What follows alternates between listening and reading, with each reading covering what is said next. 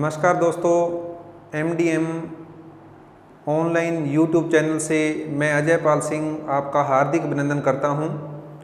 MDM higher education college 11 टिके रहसी नगर द्वारा आपको ये घर बैठे अध्ययन के लिए निःशुल्क क्लासेस उपलब्ध करवाई जा रही हैं। उम्मीद है आप सब लोग इन क्लासेस का आनंद और लाभ उठा रहे होंगे। दोस्तों, आज अपने काव्य शास्त्र के अंतर्गत एक टॉपिक पढ़ने जा रहे हैं।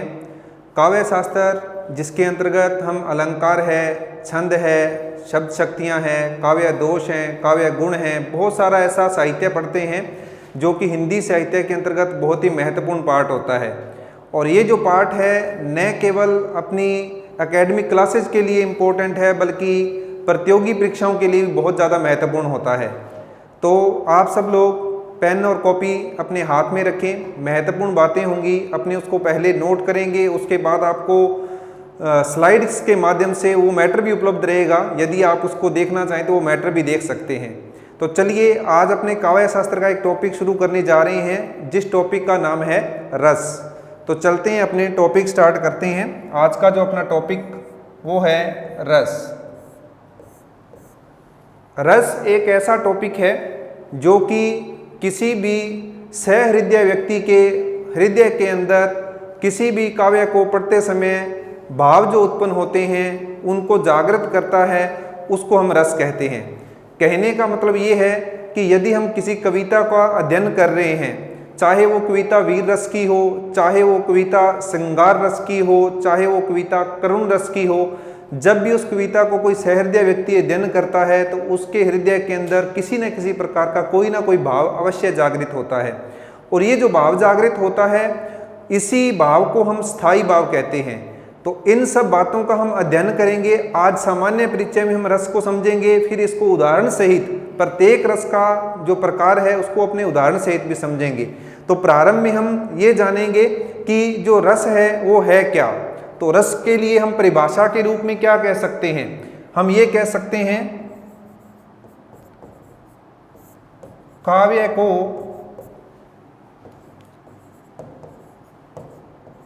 पढ़ने से सहृदय के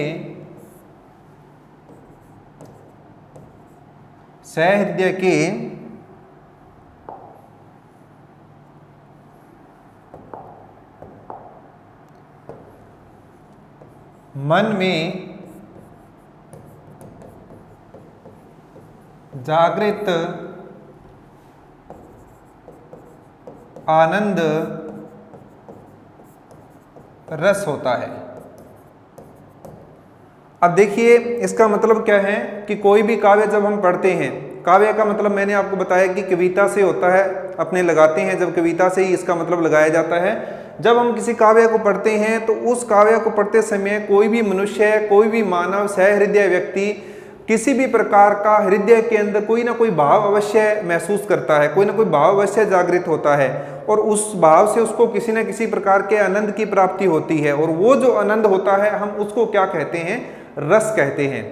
अब इसको अपने और तरीके से कह सकते हैं कि काव्य को पढ़ने या सुनने से भी आनंद की अनुभूति होती है। जैसे मान लो मैं कोई काव्य पढ़ूं और आप सुन रहे हो, तो आप सुनोगे तो आपके मन में भी आनंद की अनुभूति तो हो सकती है ना। तो रस तो आपके मन में भी जागृत हो सकता है और जो पढ़ रहा है उसके मन में भी जागृत हो सकता है। इसका मतलब रस जो होता है एकल नहीं होता है बल्कि इसको द्विपक्षीय भी कह सकते हैं। यानी एक कहने वाला उसके मन में भी रस उत्पन्न हो सकता है और एक सुनने वाला उसके मन में भी रस उत्पन्न हो सकता है।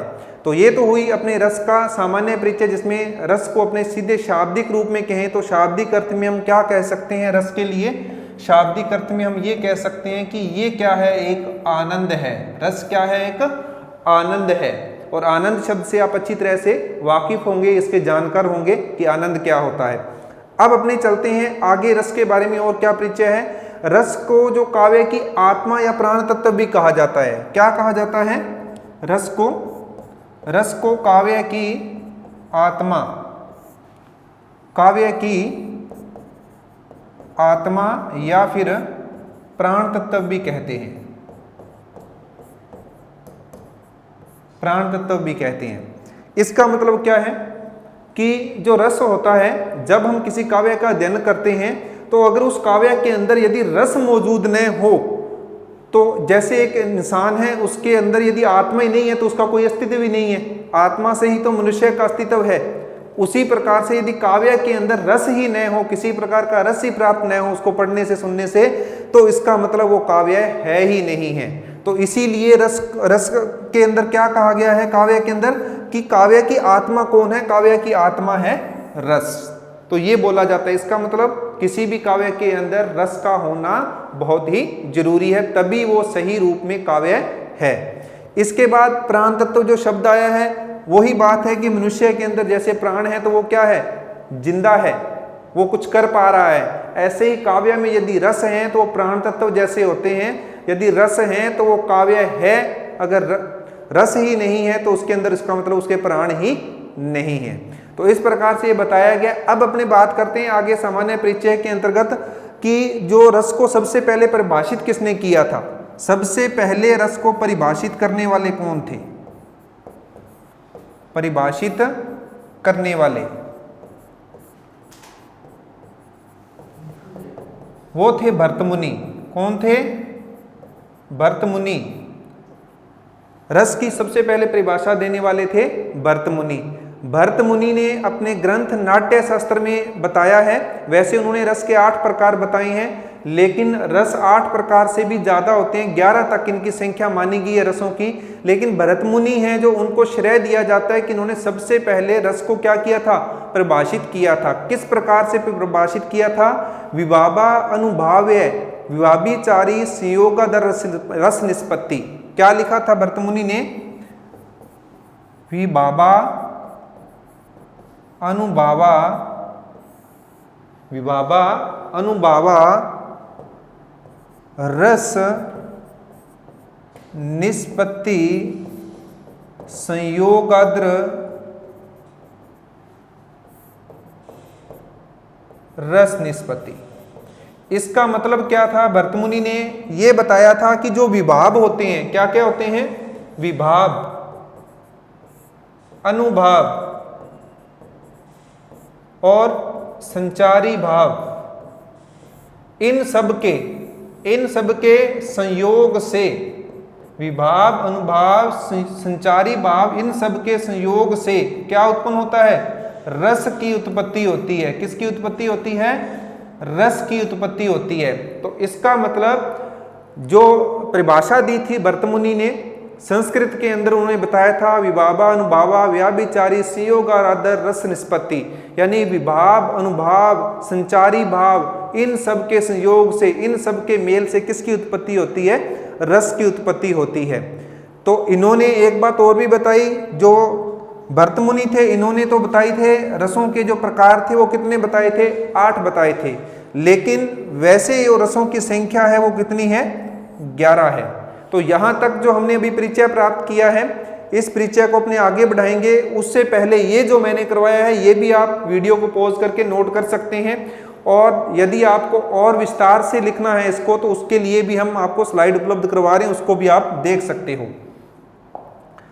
तो देखिए ये है जो स्लाइड जो आपके लिए उपलब्ध है, आप इससे भी इसका भी सहयोग ले सकते हो अपने अध्ययन के लिए। रस के अर्थ के रूप में बताया है कि रस का जो शाब्दिक अर्थ है, रस का जो शाब्दिक अर्थ है वो क्या बताया गया है, आनंद बताया गया है। और काव्य को पढ़ने या सुनने से जिस आनंद की अनुभूति होती है उसे क्या कहते हैं, उसे रस कहते हैं। ये हम अध्ययन कर चुके हैं। रस का संबंध किस धातु से है, श्री धातु से है, जिसका अर्थ बहता है या जो भाव के रूप में हृदय में बहता है, उसी को हम क्या कहते हैं, रस। यानी सहृदय व्यक्ति के हृदय के अंदर जो भाव बहता है वो किस रूप में होता है, रस के रूप में होता है। इसके बाद हमने अध्ययन किया कि रस जो है उसे क्या माना गया है, काव्य की आत्मा या प्राण तत्व माना गया है। ये भी हम अध्ययन कर चुके हैं। और रस की सबसे पहले परिभाषा किसने दी थी, इसको सबसे पहले परिभाषित करने का श्रेय किसको है, भरतमुनि को है। ये भी हम जान चुके हैं कि भरतमुनि ने सबसे पहले रस को परिभाषित किया था। और कौन से ग्रंथ में किया था, इसका जिक्र भी आया था, नाट्य शास्त्र में किया था। इनका एक ग्रंथ है नाट्य शास्त्र, उसमें इन्होंने इसको परिभाषित किया। और उन्होंने ये भी बताया कि कितने प्रकार हैं रस के, 8 प्रकार हैं। तो 8 प्रकार के रस बताए उन्होंने, और इनके जो स्थायी भाव हैं उनके बारे में भी हम अध्ययन करेंगे। क्या लिखा इन्होंने, विभावा अनुभाव्य विभाविचारी संयोग आदर रस निष्पत्ति, ये संस्कृत में इन्होंने इसकी परिभाषा दी थी। विभाव अनुभाव तथा संचारी भावों के संयोग से किसकी निष्पत्ति होती है, निष्पत्ति का मतलब होता है उत्पत्ति, किसकी उत्पत्ति होती है, रस की उत्पत्ति होती है। तो ये हम अध्ययन कर चुके हैं। तो आप इसके माध्यम से भी अपना जो है लिखने का कार्य है उसको संपूर्ण कर सकते हैं, और जो पहले आपको नोट करवाया था उससे भी कर सकते हैं। तो चलिए आगे चलते हैं अपने। अब अपने देखिए नेक्स्ट जो है आगे अपने जो अध्ययन करना है, अब अपने चलते हैं कि रस के जो अवयव बताए गए थे, तो रस के जो अवयव हैं वो 4 प्रकार के बताए गए हैं। कितने बताए हैं, रस के अवयव, रस के अवयव कितने होते हैं, 4 होते हैं। तो 4 प्रकार के रस के अवयव बताए गए हैं। उनकी यदि हम बात करें एक एक करके, तो सबसे पहले जैसे हम कहते हैं कि स्थायी भाव होता है। स्थायी भाव क्या होता है, अगर हम स्थायी भाव की बात करते हैं, जो प्रधान भाव भी कहलाता है, क्या कहते हैं कि जो रस की अवस्था तक पहुंचता है, यानी जहां से रस प्राप्त होता है वो ही क्या होता है, स्थायी भाव होता है। या हम ये भी कह सकते हैं जो सदा मानव के मन में निहित रहता है, जो सदा मानव के मन में निहित रहता है, यानी हमारे मन के अंदर कोई ना कोई ऐसा भाव निहित रहता है जो सही परिस्थिति आने पर, उचित परिस्थिति आने पर, अनुकूल परिस्थिति आने पर वो भाव क्या होता है, जागृत होता है। और किस रूप में जागृत होता है, रस के रूप में जागृत होता है। तो सबसे पहले अगर हम बात करें तो स्थायी भाव, स्थायी भाव, स्थायी भाव मैंने अभी आपको सामान्य शब्दों में बताया क्या होता है कि स्थायी भाव को आप कह सकते हैं जो रस की अवस्था तक पहुंचता है। क्या होता है, जो रस की अवस्था तक पहुंचता है।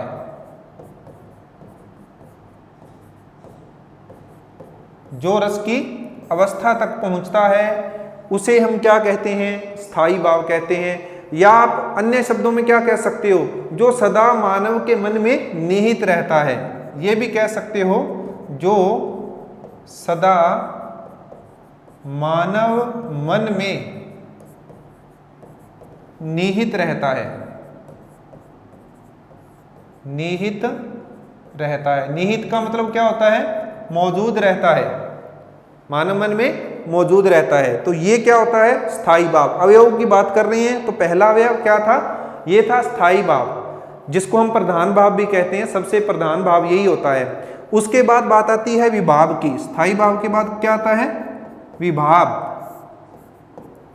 अगर विभाव की बात करें कि विभाव क्या है, विभाव वह कारण है जो आश्रय में भाव जागृत करता है। क्या है, जो आश्रय में भाव जागृत करता है, वह कारण जो आश्रय में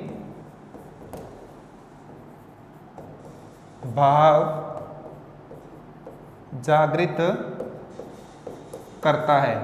ये आश्रय क्या होता है, इसकी भी हम चर्चा करेंगे कि ये आश्रय क्या होता है। ठीक है, तो इसकी चर्चा भी अभी करने वाले हैं अपने। उससे पहले हमने ये समझना है कि विभाव क्या है। विभाव एक ऐसा कारण है जो आश्रय में भाव जागृत करेगा।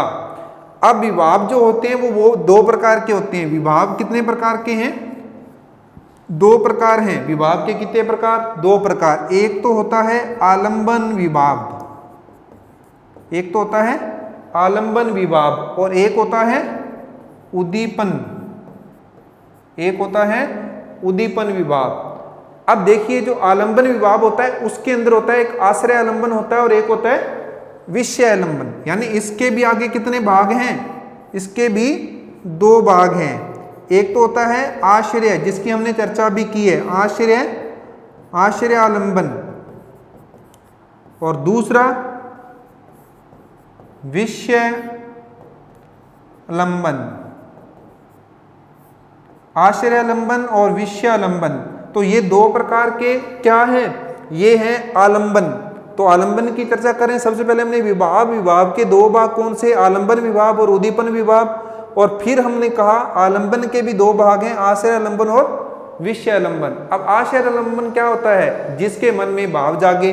अब ये बात आ रही है यहाँ पर, आश्रय में भाव जागृत होता है, तो जिसके मन में भाव जागे, जिसके मन में भाव जागे।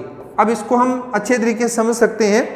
आप सब लोग टेलीविजन देखते होंगे, मूवीज देखते होंगे, सीरियल देखते होंगे, ठीक है। तो सीरियल या मूवीज जो होती है उनमें आपने नायक नायिका को देखा होगा। तो जब नायक और नायिका को आप देखते हैं तो उनमें से किसी एक के हृदय में आपने देखा होगा किसी न किसी प्रकार का भाव जागृत होता है। इसी प्रकार कोई मूवी या सीरियल ऐसा हो सकता है जिसमें माता और पुत्र का कोई सीन आपके सामने चल रहा है, तो माता अपने पुत्र को देखकर खुश होती है, ठीक है। तो उस समय उसके जो मन में कोई ना कोई भाव जाग रहा होता है। तो वहां जो मैं कह रहा हूं, या फिर आप राम सीता को देखिए, राम और सीता मान लो दो पात्र हैं नायक नायिका के रूप में, तो आश्रयालंबन कौन होगा? जिसके मन में भाव जागेगा। मान लो राम है, वो सीता को देखकर क्या कर रहे हैं? मुस्कुरा रहे हैं। तो राम मुस्कुरा रहे हैं ना, तो राम क्या हुए? आश्रयालंबन हुए, ठीक है। क्योंकि उनके मन में क्या है? ऐसा भाव जागृत हो रहा है, मुस्कुराने का भाव जागृत हो रहा है। तो समझ रहे होंगे आप आश्रयालंबन क्या होता है? जिसके मन में भाव जागे, ठीक है। इसके बाद विषयालंबन क्या होता है? जो दूसरा पार्ट है, जिसके कारण भाव जागे। तो जिसके कारण भाव जागे, जिसके कारण भाव जागे। अभी मैंने आपको उदाहरण दिया किसका? सीता और राम का। क्या कहा मैंने? कि राम सीता को देखकर मुस्कुरा रहे हैं। तो राम तो क्या है? आश्रयालंबन है, क्योंकि उनके मन में भाव जागा किसका? मुस्कुराने का भाव जागा। और किसको देखकर जागा? सीता को देखकर जागा। तो सीता क्या होगी? विषयालंबन होगी। जिसके कारण भाव जागे, सीता के कारण भाव जागा, तो वो क्या हो गया? विषयालंबन होगा। इसी प्रकार जब हम मान लो कहीं घूमने जाते हैं, कहीं रमणीक स्थान पर हम चले गए, सुंदर स्थान पर चले गए, उस सुंदर स्थान को देखकर हम कहते हैं वाह क्या स्थान है, यानी हमें उस स्थान को देखकर खुशी हो रही है, आश्चर्य हो रहा है। तो हमारे मन में क्या हो रहा है? आश्चर्य का भाव पैदा हो रहा है ना। तो हम तो क्या हुए? आश्रयालंबन। और जो रमणीक स्थान है वो क्या हुआ? विषयालंबन हुआ। उम्मीद है आपको इन दोनों उदाहरणों से आश्रयालंबन और विषयालंबन समझ में आ गया होगा। तो चलिए अपने आगे बढ़ते हैं। आगे जो अपना टॉपिक है उसमें अपने देखते हैं। एक उदाहरण से हमने इसको समझ लिया, अब अपने बात करेंगे नेक्स्ट उदाहरण की। नेक्स्ट उदाहरण क्या है? इसके अंदर अनुभाव का है। किसका है? अनुभाव का। अनुभाव, अनुभाव क्या है? वह गुण या क्रियाएं होती हैं जिनसे रस जो क्या होता है? बोध करवाता है। वह गुण या क्रियाएं, वह गुण या क्रियाएं जिससे रस का बोध हो, बोध हो। अभी मैंने कहा कि राम सीता को देखकर मुस्कुरा रहे हैं, तो जो मुस्कुराना है वो क्या हुआ भाई? वह वो क्रिया हो गई जिससे बोध हो रहा है कि राम क्या है? खुश हैं। तो इस प्रकार से हमने विभाव के साथ साथ किसको पढ़ लिया? अनुभाव को ही पढ़ लिया, जो कि इसी वाक्य में था। अब देखिए उद्दीपन क्या होता है? उद्दीपन होता है जिन परिस्थितियों या वस्तुओं को देखकर स्थायी भाव जागते हैं। जिन परिस्थितियों को देखकर, जिन परिस्थितियों को देखकर स्थायी भाव, स्थायी भावों का अध्ययन अपने करेंगे। सभी रसों के स्थायी भाव होते हैं, स्थायी भाव जागते हैं। उन्हें हम क्या कहते हैं? उन्हें हम कहते हैं उद्दीपन। अब देखिए जिन परिस्थितियों को देखकर स्थायी भाव जागते हैं वो क्या होती हैं? उद्दीपन होती हैं। अब मान लो हमने रमणीक स्थान की बात की थी उदाहरण के अंदर, तो रमणीक स्थान को देखकर हमारे मन में कोई भाव जागेगा, आश्चर्य भाव जागा मान लीजिए, तो वो भाव जागा, तो वो परिस्थितियां, वो रमणीक स्थान इसमें क्या कहलाएगा? उद्दीपन। मैंने उदाहरण बताया आपको, रमणीक स्थान, रमणीक स्थान क्या हो जाएगा? उद्दीपन हो जाएगा। इसी प्रकार आप देखिए चांदनी रात, ठीक है, तो उसमें जो चांदनी रात है वो हो सकती है नायिका नायिका के लिए किसके लिए काम करे? उद्दीपन के लिए काम कर सकती है, उसको भी हम कह सकते हैं। इसी प्रकार हम ये कह सकते हैं कि अपने की, किसी अपने की मृत्यु, ठीक है। जब किसी अपने की मृत्यु होती है तो वो जो परिस्थिति होती है वो हमारे अंदर कौन सा भाव जागृत करती है? शोक का भाव जागृत करती है, दुख हमें होता है उससे। तो जो शोक का भाव जागृत हुआ उसके लिए परिस्थिति क्या थी? वो थी किसी अपने की मृत्यु। तो किसी अपने की मृत्यु जो वो किसका काम कर रही है? उद्दीपन का काम कर रही है, क्योंकि उसी के तो जो उद्दीपन की अपने बात कर रहे थे, उद्दीपन क्या होता है? कोई ना कोई परिस्थिति होती है जिसकी वजह से जो आश्रय होता है उसके मन में कोई ना कोई भाव जागृत होता है। तो अभी तक जो हमने अध्ययन किया है उसके लिए आपके सामने ये स्लाइड उपलब्ध है, जो मैंने पहले आपको लिखित में बताया था उसी का ये आपको स्लाइड उपलब्ध है। आप इससे भी हेल्प ले सकते हैं। जैसे कि रस के अवयव हम पढ़ रहे थे, तो रस के अवयव में हमने क्या पढ़ लिया था? स्थायी भाव पढ़ लिया था। स्थायी भाव क्या होता है? जो कि हमें रस की लास्ट अवस्था तक पहुंचाता है, वो स्थायी भाव होता है। विभाव हमने पढ़ लिया था, अनुभाव पढ़ लिया था, और संचारी भाव या व्याभिचारी भाव जिनकी संख्या कितनी मानी गई है? 33 मानी गई है। कितनी मानी गई है? 33 मानी गई है। तो ये स्वेद है, जैसे इस प्रकार से निर्वेद है, ये सम है, इस प्रकार के क्या होते हैं? ये संचारी भाव होते हैं। अब देखिए स्थायी भाव का जो हमने मतलब क्या समझा था? स्थायी भाव का मतलब होता है प्रधान भाव, यानी प्रधान वही हो सकता है जो रस की अवस्था तक पहुंचाए। तो ये हमने पहले अध्ययन कर लिया कि जो रस की अवस्था तक पहुंचाता है। और साहित्य में मूल तत्व जो मूलतः मनुष्यों के मन में प्राय सदा निहित रहते हैं, ये भी हमने बात की थी कि स्थायी भाव क्या होता है? जो मनुष्य के मन में हमेशा क्या होता है? निहित रहता है, मौजूद रहता है, उसको हम क्या कहते हैं? स्थायी भाव कहते हैं। और इसी प्रकार से आगे बता रहे हैं कि कुछ विशिष्ट कारणों से स्पष्ट रूप से कुछ विशिष्ट अवसरों पर क्या होते हैं? प्रकट भी होते हैं। मैंने बताया जैसे कि किसी अपने की मृत्यु होती है, उसको देखकर शोक जो हमारे स्थायी भाव जागृत होता है। इसी प्रकार यदि हम रमणीक स्थान पर गए तो हमें उस स्थान की सुंदरता को देखकर क्या होता है? आश्चर्य होता है। तो इस प्रकार के जो क्या होते हैं? स्थायी भाव होते हैं। इसके बाद देखिए स्थायी भावों की संख्या जो भरतमुनि थे उन्होंने तो मानी थी कितनी? 8। लेकिन यहाँ जो आप पढ़ते हो तो स्थायी भाव जो होते हैं 9 रस और 9 ही स्थायी भाव माने गए हैं। लेकिन मैंने शुरू में बताया था कि जो रस है उनकी संख्या 11 तक भी बताई जाती है, जिनका अध्ययन अभी अपने आगे करेंगे। तो फिलहाल यहाँ जो मान्य संख्या मानी गई है वो कितनी मानी गई है? 9 मानी गई है। जो 2 आए थे वो कौन से आए थे? वो किसमें से निकल कर आए थे? ये बात भी हम आगे करेंगे। स्थायी भाव ही रस का आधार होते हैं।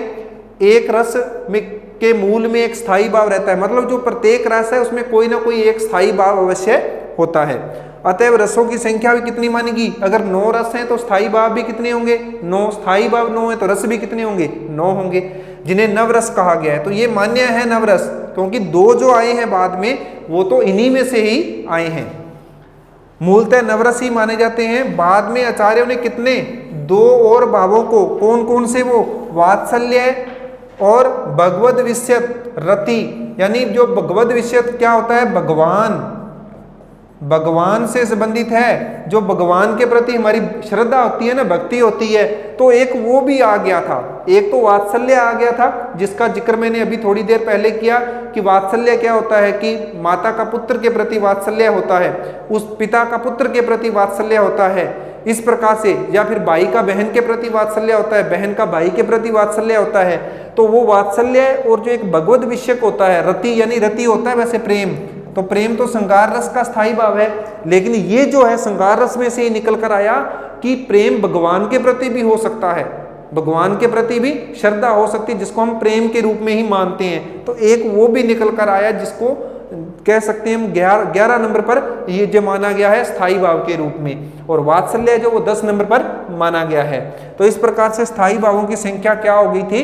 2 बढ़कर 9 में 2 जोड़कर 11 हो गई थी, और रस भी कितने हो गए थे? 11 हो गए थे। तो ये यहाँ पर 11 संख्या बताई गई है। तो रसों की संख्या भी कितनी हो गई थी? 11, और स्थायी भावों की भी कितनी हो गई थी? 11। अब यहाँ देखिए श्रृंगार रस में ही किसको माना गया है? वात्सल्य रस को और भक्ति रस को। देखिए जो भक्ति रस है इसका जो स्थायी भाव होता है वो होता है श्रद्धा, और वात्सल्य रस का होता है वत्सलता। अब ये जो दोनों हैं हम यहाँ उदाहरण दें। मैंने अभी बताया कि माँ है उसका किसके प्रति? अपने बेटे के प्रति, माँ और बेटा, वत्सलता। श्रद्धा क्या है? भगवान के प्रति किसकी? भक्त की। कोई भी हो सकता है भक्त जो भगवान में श्रद्धा रखता है, उसकी भक्ति करता है। तो ये भी एक जो 2 हैं वो श्रृंगार रस में से ही निकले हैं, इसीलिए मान्य तो 9 ही हैं, लेकिन 2 उसमें से ही निकले हैं, इसलिए संख्या 11 तक भी बताई जाती है। तो चलिए अपने आगे अध्ययन करते हैं। ये जो है विभाव, मैंने आपको बताया कि विभाव क्या होते हैं, वह कारण जो आश्रय में भाव जागृत या उद्दीपित करते हैं। ऐसे कारण होते हैं जो आश्रय होता है, जिसका हमने अध्ययन किया था, जिसमें हमने राम का उदाहरण लिया था। तो जिसके वह कारण जो आश्रय में भाव जागृत करे या उद्दीपित करे, स्थायी भावों के उद्बोधक कारण को विभाव कहते हैं। यही स्थायी भावों को उद्दीपित करते हैं। विभाव जो होते हैं यही क्या करते हैं, स्थायी भावों को क्या करते हैं, उद्दीपित करते हैं।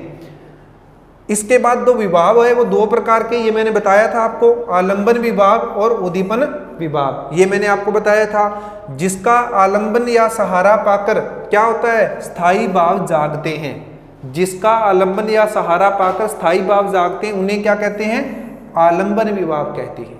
ठीक है। और आलंबन विभाव के भी दो पक्ष मैंने बताए थे, एक तो आश्रय होता है और एक क्या होता है, विषय होता है। आश्रय क्या होगा, जिसके मन में भाव जागे। तो जिसके मन में भाव जगे या जागे वह आश्रय आलंबन है, और जिसके प्रति या जिसके कारण मन में भाव जगे तो वह क्या होगा, विषय आलंबन होगा। तो यहां हमने आश्रय आलंबन में उदाहरण लिया था राम को, और विषय आलंबन में जो हमने उदाहरण लिया था उसमें किसको लिया था, सीता को। तो ये पहले हम बात कर चुके हैं, आपको स्लाइड उपलब्ध करवाइए ताकि आप आराम से इसको नोटबुक में लिख सकें। उदाहरण दिया है कि यदि राम के मन में सीता के प्रति प्रेम का भाव जागता है तो राम क्या होंगे, आश्रय होंगे, और सीता क्या होंगी, विषय होंगी। इसके बाद उद्दीपन को भी हमने पढ़ा। उद्दीपन क्या है, जिन वस्तुओं या परिस्थितियों को देखकर स्थायी भाव उद्दीपित होने लगता है। स्थायी भाव क्या होने लगता है, उद्दीपित होने लगता है। परिस्थितियां ऐसी, जैसे मैंने बताया कि अपने की मृत्यु को देखना, रमणीक स्थल को देखना, तो वो परिस्थितियां हैं। स्थायी भाव उद्दीपित होने लगता है तो वो उद्दीपन विभाव कहलाता है। इसी प्रकार जैसे चांदनी है, कोयल की कुंजन है, कोयल का कूकना है, एकांत स्थल है, रमणीक उद्यान है या स्थान है, ये सब ऐसी परिस्थितियां होती है जिससे क्या होता है, उद्दीपन विभाव बनता है। इसके बाद आता है अनुभाव। अनुभाव क्या होते हैं, वे गुण और क्रियाएं जिनसे रस का क्या होता है, बोध होता है, रस का पता चलता है, उन्हें हम क्या कहते हैं, अनुभाव कहते हैं। इस प्रकार से यह बताया कि मनोगत भाव को व्यक्त करने वाले शरीर विकार का मतलब ये है कि यदि हम किसी प्रतिकूल परिस्थिति को देखते हैं तो हमारे जो किसी प्रकार का पसीना आ जाना माथे पर, या फिर हमारा जो चेहरा लाल हो जाना, ये सब क्या कहलाएंगे, ये सब इसके अंतर्गत आएंगे। इनकी कितनी संख्या मानी गई थी, इनकी संख्या मानी गई है 8। तो चलिए अभी जो अपने हैं लास्ट में अपने अध्ययन करते हैं किसका, रस कौन से हैं और स्थायी भाव कौन से हैं। इसके बाद हम रसों को उदाहरण सहित नेक्स्ट क्लास में अध्ययन करेंगे। तो ये लास्ट है अपना, क्या पढ़ना है हमें रस और उसका स्थायी भाव, रस और उसका स्थायी भाव, ये पढ़ना है। ठीक है। तो आज का जो अपना है ये लास्ट टॉपिक, इसमें देखिए रसों की संख्या, वैसे मैंने बताया था भर्तमुनि ने 8 बताई थी, लेकिन जो मान्य है वो 9 है, और वैसे अगर अपने देखें तो 2 और आगे थे, तो इस हिसाब से कितनी होगी, 11। तो हम 11 को ही नाम लिखेंगे, उनके स्थायी भाव भी लिखेंगे। पहला रस जो है वो है रसों का राजा, कौन सा, श्रृंगार रस। रसों का राजा श्रृंगार रस, इसको रसों का राजा भी माना जाता है। तो इसका जो स्थायी भाव क्या होता है, स्थायी भाव होता है इसका रति, या फिर हम कह सकते हैं प्रेम, रति या प्रेम।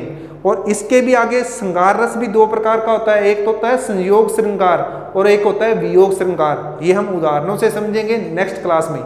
इसके बाद दूसरा जो रस है करुण, कौन सा रस, करुण रस। और करुण रस का जो स्थायी भाव क्या होगा, वो होगा शौक, यानी कि दुख हम कह सकते हैं, शौक होना यानी दुख होना। ये इसके लिए हम क्या कह सकते हैं कि कोई प्रिय वस्तु है, यदि उसकी क्या हो जाए, हानि हो जाए, प्रिय वस्तु की क्या हो जाए, हानि हो जाए, तो हमें क्या लगता है, दुख लगता है ना, शौक लगता है। तो हम कह सकते हैं कि किसी प्रियजन की मृत्यु हो जाना। ठीक है। उस समय कौन सा होता है, यही होता है, कौन सा, करुण रस होता है, शोक स्थायी भाव होता है। इसके बाद जो तीसरा है अगर अपने वो कहें तो उसका होता है शांत, कौन सा, शांत रस। और शांत रस का क्या होता है, निर्वेद। शांत रस का स्थायी भाव क्या होता है, निर्वेद होता है। इसका मतलब क्या है कि यदि कोई व्यक्ति है उसे संसार के प्रति क्या हो जाए, वैराग्य हो जाए, संसार के प्रति क्या हो जाए, वैराग्य हो जाए। तो यहाँ आप थोड़ा नोट करना, क्योंकि ये जो शब्द है थोड़ा कठिन है। तो निर्वेद यानी वैराग्य, संसार से वैराग्य हो जाना। जैसे तुलसीदास जी थे, उनकी पत्नी ने जब उनको कहा था कि तू मेरे पीछे पीछे ससुराल चला आया नदी को पार करते हुए रात को, तो इससे तो अच्छा भगवान की भक्ति करता। तो उसको क्या हो गया था, संसार से वैराग्य हो गया था, और उसके बाद से वो भगवान की भक्ति करने लग गए थे। तो ये निर्वेद हो गया किसका, शांत का। इसके बाद क्या आता है, हास्य रस। हास्य रस, हास्य रस का जो स्थायी भाव है वो क्या होता है, हास होता है, यानी हंसना। क्या होता है, हंसना यानी हास। इसमें हास्य रस का जो स्थायी भाव हास कैसे आएगा, कोई विकृति होती है ना, विकृति, तो उसको देखकर हमारे मन में क्या आती है, हंसी आती है ना, तो वो हो गया हास्य रस के लिए। इसके बाद क्या आएगा, वीर रस। वीर रस, वीर रस का जो स्थायी भाव क्या होता है, उत्साह है। यहां कई बार क्या होता है, क्रोध कर देते हैं, क्रोध नहीं होता वीर रस का, वीर रस का होता है उत्साह होता है। जैसे खूब लड़ी मर्दानी वह तो जंसी वाली रानी थी। जब उस कविता को, उस काव्य को हम अध्ययन करते हैं तो हमारे अंदर भी क्या होता है, उत्साह पैदा होता है उस कविता को पढ़कर। तो वीर रस में कौन सा स्थायी भाव पैदा होता है, उत्साह होता है। ठीक है, इसके लिए हम दृढ़ संकल्प होते हैं, तब ये होता है। इसके बाद आता है अद्भुत रस। अद्भुत, अद्भुत रस का जो स्थायी भाव क्या होता है, विस्मय होता है। क्या होता है, विस्मय, जिसको आप आश्चर्य भी कहते हैं। विस्मय होता है जिसको आप क्या कहते हैं, आश्चर्य भी कहते हैं। कैसे, मैंने बताया कि कोई किसी प्रकार की बहुत अधिक सुंदर वस्तु, बहुत बड़ी वस्तु जिसकी आपने कल्पना ही नहीं की हो, इस प्रकार से कुछ जब कुछ आप देखते हो तो आपको क्या होता है, आश्चर्य होता है, विस्मय होता है। तो वहां ये वाला स्थायी भाव जागृत होता है। इसके बाद क्या आता है, रौद्र। रौद्र रस, और रौद्र रस का स्थायी भाव क्या होता है, रौद्र रस का स्थायी भाव होता है क्रोध। क्रोध यानी गुस्सा। तो रौद्र रस का क्या होगा, क्रोध यानी गुस्सा। तो इसमें क्या होता है, जब हम अपने प्रतिकूल परिस्थितियों को देखते हैं ना, तो तब हमें क्या होता है, गुस्सा आता है, क्रोध आता है। जैसे किशोर हैं, यानी जो नौजवान किशोर हैं, उनको यदि उनके माता पिता सपोर्ट नहीं करते तो उनके अंदर क्या पैदा होता है, गुस्सा पैदा होता है ना, क्रोध। तो वो किसके कारण होता है, जो हम कहते हैं ना ये रौद्र रस है, उसी का ही ये स्थायी भाव है। उसके बाद अगला, अगर अपने अगली बात करें, विभत्स। अगला कौन सा आ गया, विभत्स। 8 नंबर पर कौन सा है, विभत्स। विभत्स रस जो होता है, अगर उसको देखें तो उसमें क्या होती है, युगुप्सा। युगुप्सा, विभत्स रस का स्थायी भाव क्या होता है, युगुप्सा होता है। इसका मतलब क्या होता है कि दोष युक्त जो वस्तु है उससे हमें क्या होती है, घृणा होती है। तो अपने नई स्लाइड पर देखते हैं। नेक्स्ट जो अपने पढ़ रहे थे किसको, रौद्र को पढ़ा था। तो रौद्र का जो स्थायी भाव था क्या था, क्रोध था, प्रतिकूल परिस्थितियों के समय। और इसके बाद हम पढ़ रहे थे विभत्स रस। विभत्स में क्या होता है, युगुप्सा होती है। युगुप्सा का मतलब क्या होता है कि कोई दोष युक्त वस्तु को जब हम देखते हैं, दोष युक्त वस्तु का मतलब क्या है, उससे हमें घृणा होती है। जैसे कई बार क्या होता है कि हम जैसे सड़क पर जा रहे हैं तो वहां आपने देखा हो गंदगी पड़ी हो, या फिर कोई मृत पशु आपको जानवर पड़ा दिख जाए, तो उसको देखकर आपके मन में क्या होती है, घृणा सी पैदा नहीं होती, आप बोलते हो कि ये क्या है, इस प्रकार से। तो उसको बोलते हैं युगुप्सा। किसका होता है स्थायी भाव, अगर हम कहें तो ये विभत्स रस का होता है। उसके बाद क्या आता है, वात्सल्य। क्या आता है, वात्सल्य। और वात्सल्य रस जो होता है, इसका जो स्थायी भाव क्या होगा, वत्सलता होगा। क्या होगा, वत्सलता। वात्सल्य रस का स्थायी भाव क्या होता है, वत्सलता। और इसके लिए हम किसको समझ सकते हैं उदाहरण, माता और एक बेटे का, पिता और एक बेटे का, भाई और बहन का वत्सलता जो होती है, जो प्रेम होता है, किस किस का, माँ बेटे का, माता बेटा या फिर माँ बेटा। इसी प्रकार पिता और पुत्र का भी हो सकता है, भाई और बहन का भी हो सकता है, वो वत्सलता के अंतर्गत आता है। नेक्स्ट जो होता है वो होता है भयानक रस। कौन सा रस होता है, भयानक रस। भयानक रस, इसके लिए हम क्या कह सकते हैं, किसका स्थायी भाव क्या होगा, भय होगा। कैसे इसको समझ सकते हैं कि जब आप जैसे जा रहे हो तो अचानक आपके सामने शेर आ जाए तो आपको क्या लगेगा, भय लगेगा ना। तो उस समय आपके मन में जो भय पैदा हुआ है वो भयानक रस का स्थायी भाव है। तो आपके हृदय में वो भय, या फिर अंधेरे में आप जा रहे हो तो आपको कोई रस्सी दिखी, या फिर मान लो असलियत में सांप ही दिख जाए, तो आप उससे भी क्या हो जाते हो, भयभीत हो जाते हो। तो ये भयानक रस के जो स्थायी भाव है व्यय होता है, और लास्ट जो होता है वो होता है भक्ति रस। लास्ट क्या है? भक्ति रस। भक्ति रस का स्थायी भाव क्या होता है? श्रद्धा होता है। क्या होता है? श्रद्धा। तो ये मैंने बताया था किसका? भगवान के प्रति, भगवान के प्रति किसी भक्त की श्रद्धा या भक्ति। तो ये अपना जो है लास्ट है, किस किस का संबंध हो गया? भगवान और भक्त का हो गया इसके अंदर। तो हम इस प्रकार से जो रस थे, कितनी संख्या होगी? 8 हम पहले पढ़ चुके थे, 9, 10 और 11। तो इस प्रकार से हम 11 के 11 जो रसों का अध्ययन कर चुके हैं। आज की जो अपनी क्लास थी काव्य शास्त्र का एक टॉपिक रस पर थी। उम्मीद है आप सब लोगों को ये क्लास पसंद आई होगी। क्लास पसंद आई है तो क्लास को लाइक कीजिए, शेयर कीजिए और चैनल को सब्सक्राइब कीजिए। नेक्स्ट क्लास तक के लिए टेक केयर, थैंक यू, धन्यवाद।